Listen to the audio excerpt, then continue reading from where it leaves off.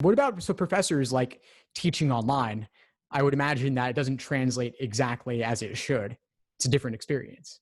I would imagine so. So I did some outreach to current Georgetown law students who gave me some mixed reviews on what their experiences were like, kind of switching to online for the past semester.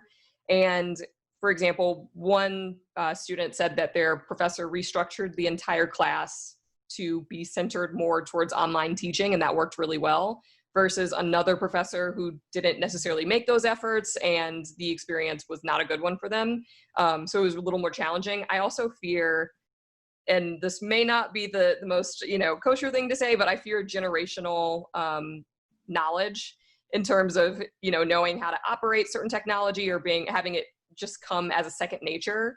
And I typically college professors tend to be a little bit older, and this doesn't necessarily come to them naturally like it will to, for example, someone who may be a little bit younger, and that could be challenging for them, and that could inherently make it more challenging for students to do well in that class. So Yeah, I would certainly imagine so. And I'm curious to learn more about the professor who restructured their class for an online setting or context.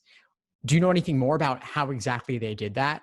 I don't know. I didn't ask too many specifics, and mostly just from the perspective of this wasn't someone that I knew very, very well. And I was just asking, at least from the perspective of there seems to be a lot going on, how was it to finish with an online semester? And she just mentioned that, it's basically, it can go really well or it can be awful. And then there also can be professors that just really, for example, just aren't in tune with online learning generally, and who don't necessarily take it as seriously. And that could be the same experience with students too. So this is not to put all of the blame on professors in any way. But that's another, I think, complication. And another thing that she mentioned is that she didn't feel like her professor took online learning as seriously as they did in-person learning. Thanks for tuning into the show. Please subscribe if you haven't done so already to be notified of new episodes as I release them.